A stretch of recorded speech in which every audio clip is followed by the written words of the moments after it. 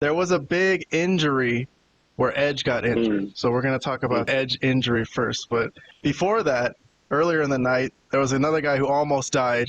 It was Big Bill in that triple threat match between Jericho and Hook and Shibata. And Big Bill came to help Jericho.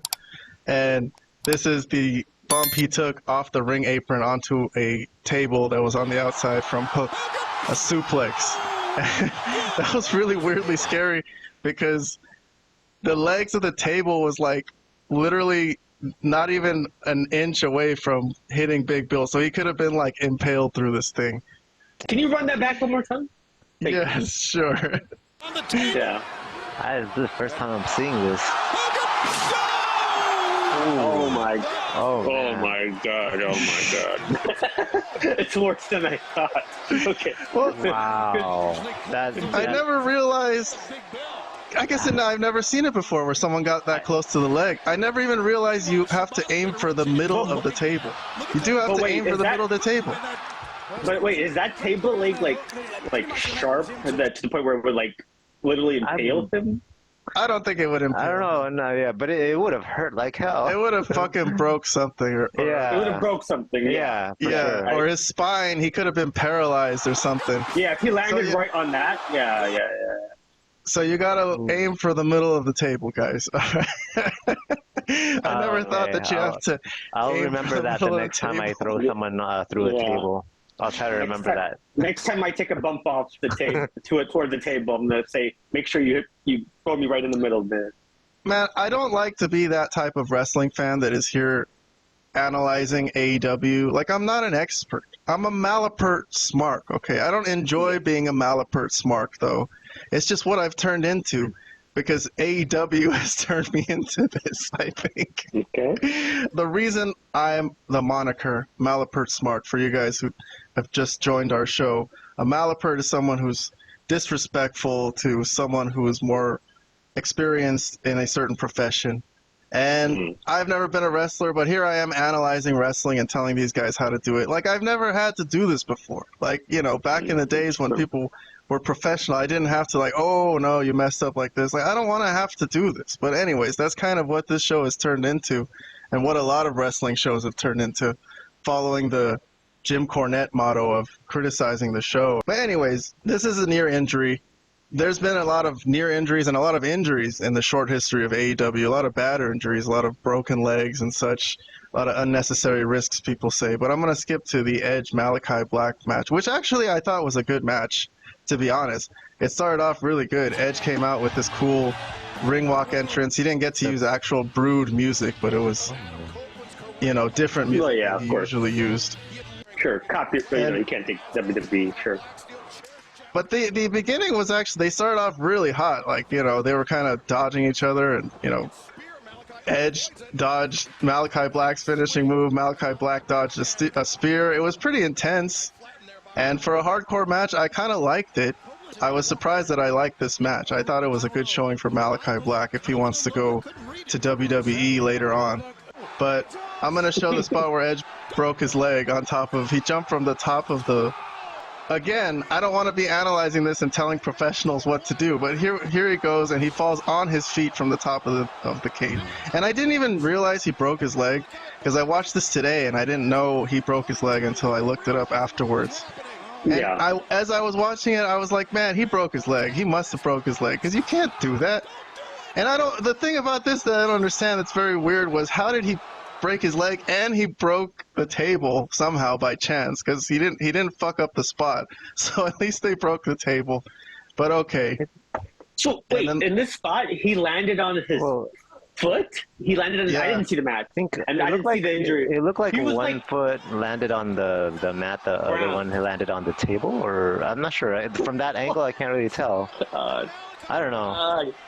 Okay. So the whole rest of the match, he's like limping. He's trying to do things. He actually tries to execute a spear with a broken leg. You see, here he is walking around getting thrown into the ring. Like, this is bad. That's why some people are saying his career is over, because he might have done way too much damage in just trying to be professional and finish this match.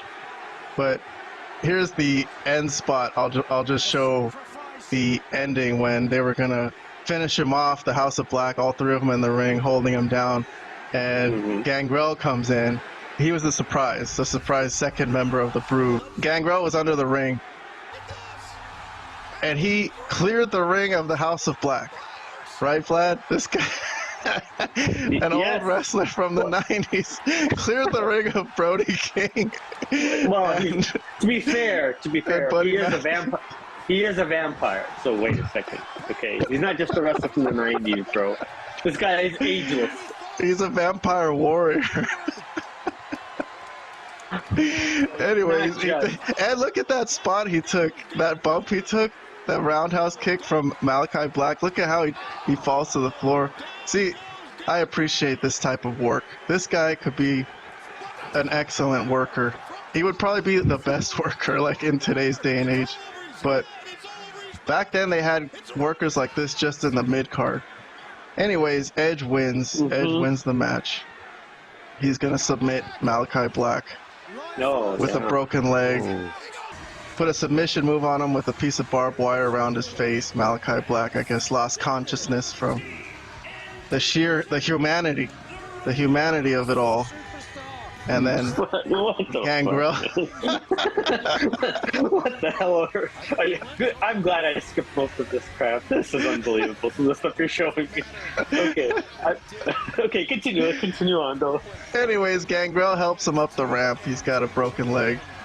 And as we're going to see later on Dynamite, when we do our little Dynamite review, is they're going to relinquish the TNT title because Adam Copeland is really seriously injured for real. All right, let's get some comments, I guess, from the experts here. We'll start with Vlad. I know it's time to pile on AEW. I mean, this was Edge, though. He's experienced. He's supposed to be experienced. What happened? Yeah, I mean, well... Yeah, he's supposed to be experienced, but I think AEW, I don't know, your inhibitions or any logic goes out the window. Like, these veteran wrestlers from the WWE or wherever they've come from, they are not giving the type of mentorship and leadership that they're just doing the same stupid stuff that the guys on the indie scene would be doing, you know, the guys, because most of these guys came from the indies that are in AEW now, right? We can all agree to that. Most of them have, outside of the guys that were in WWE, most of them other guys are indie wrestlers. That's a fact. That's just a fact of the way things are, okay? But it's up to the guys that were the veterans to try to at least teach some of these guys not to do some of the stuff. And Copeland, Edge, was supposed to be one of those guys when he came in, and he's completely failed in that regard. And the bumps he was taking were just so stupid in this match. To have such a stupid match is unbelievable for a guy of his accomplishments, of his ilk. And then all right, take that you made some good points there, Vlad. You made some good points. Let me cut you off, though. I want to move the show along. Robert, let me get some comments from you. It sucks that it happened to him. I don't know whose idea was for that spot, but I'm sure, you know, he had the power to say no to that if he didn't want to do it. It's probably his idea. It probably was his idea, and it wasn't executed correctly, or maybe some freak accident. I don't know, but it sucks that it happened to him. Not much more I can add to what Vlad said. I mean, also, go ahead. I thought you were going to mention, Robert, when I kicked it to you, for a guy who had already had his career ended by injury, who is a miracle that he's even come back at all and is having this kind of match.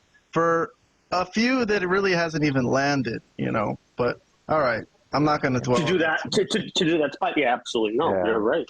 Yep. For a great feud, if it was WWE, if it was WrestleMania, okay, but I don't know. I think these older guys here, especially Edge, you know, who wants to stick around a little longer. But Sting was doing all kinds of stuff like that too. But Sting just kind of survived somehow. I was thinking of Sting too when I saw How many times did Sting almost paralyze himself in AEW, and just by some sheer luck he avoided? I don't think it was luck. I think he was professional. I think was it professional when he couldn't move for 2 minutes? Oh yeah, well that one he messed up, but I think for the most part he surveyed the safety of it and figured how the best way he could do it without getting hurt, beforehand before the show started and such. So I don't know what happened with Edge here, man. He needed to land on the table. He didn't land on the table.